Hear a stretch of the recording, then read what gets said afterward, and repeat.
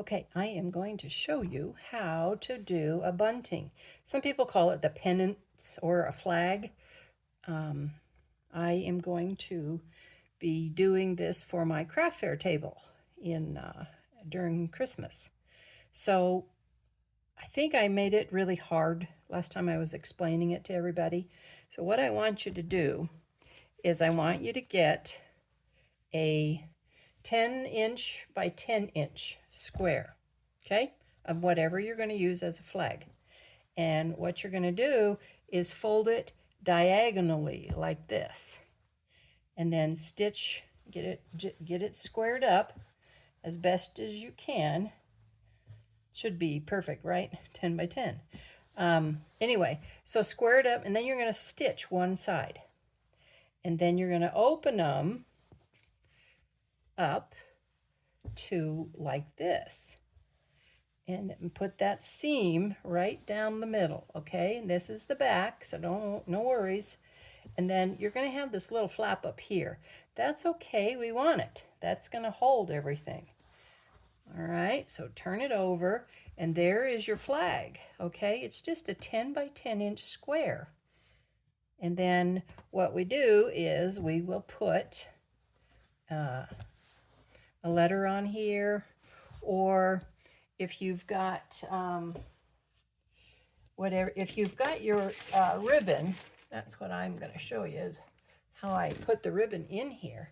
Before I sew the casing, I add the ribbon right along here, okay? And then you close it. I learned this a long time ago. I think I even did it for my mother had a birthday, and I think I did her flags for her birthday party. But you see where the ribbon is, and you're going to stitch a casing right up here.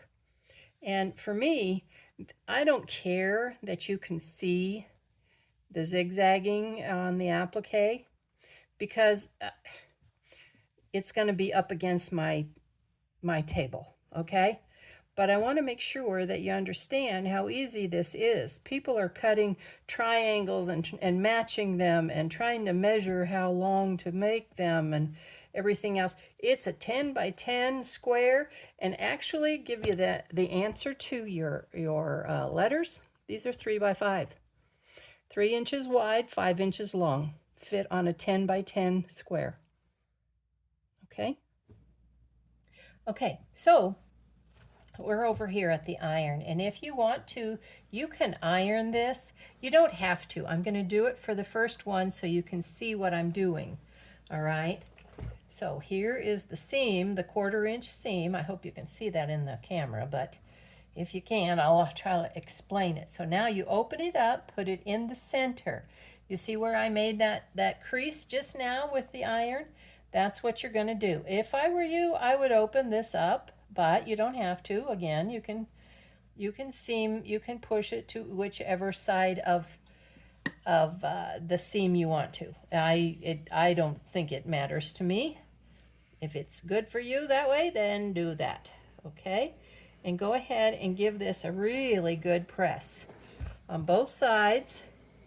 Okay, and then this little flap here is going to go inside like that, and we need that, okay? Because now what you're going to do is you're going to open this up, turn it. Well, I'm going to turn this one so that you can see. Take this little triangle, take the triangle off. I don't have my good scissors over here. Take the triangle off just a little bit so that there's not too much in the way of your point. You want to turn the point, and yeah, I have a straw for my point turner, but it's not thin enough. Okay, so let's get this turned as best we can, and what you're going to do is open it up and put it down like this. This is the right side is out now, okay? You're going to pull this over, and you're going to press it really good, because what we're going to do is we are going to stick the rope inside up here, all right? So I would steam, and whatever you need to do, get it done. Use your clapper.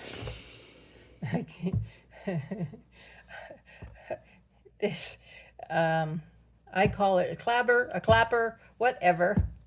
You see what it is. It gets the heat away from whatever I've just ironed. Hot forgets, cold remembers, okay? So there is the pennant. And what you're going to do is, let me see here. I will find you a piece of ribbon that I can show you what's going to happen. So then we're going to take this back over to the sewing machine. We're going to put this ribbon or rope, whatever you're going to hang it with, inside of here. Okay? And then you are going to sew all the way across. All right? This ribbon isn't going to go anywhere. So whatever you need, if you need miles of this, put it in here. If you want to make a casing here instead, go ahead and do that. Okay? I will continue. Okay, here is all of mine are all done. And remember, I had you tuck that. You can tuck it in if you like. That's even a better idea. All right? And then sew the very top. But it doesn't matter either way. Okay? I don't know if can you see that? Let me turn you down here a little more. Okay. So, these are all done, and I will show you my letters are going to be, here's an E.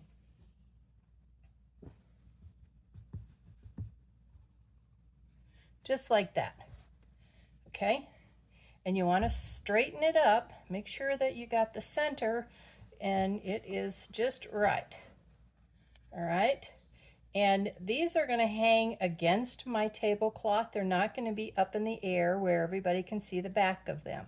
Mind you, this is not a two-way bunting.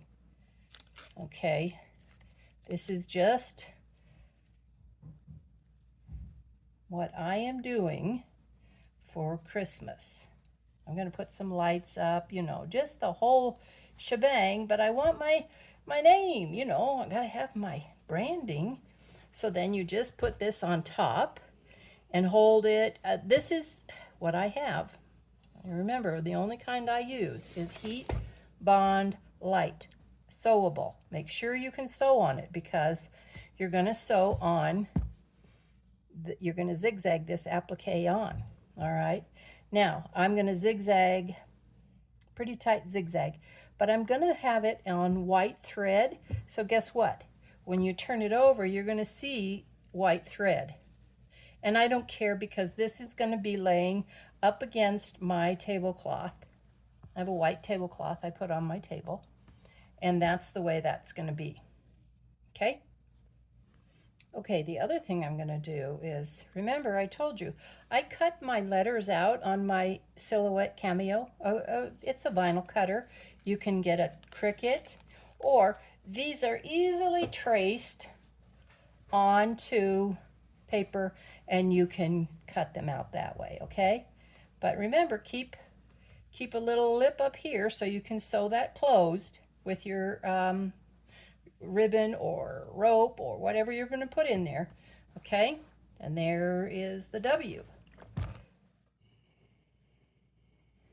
Remember, don't use anything except for sewable light bonding, okay? Here's E and here's an S. S-E-W. There it is.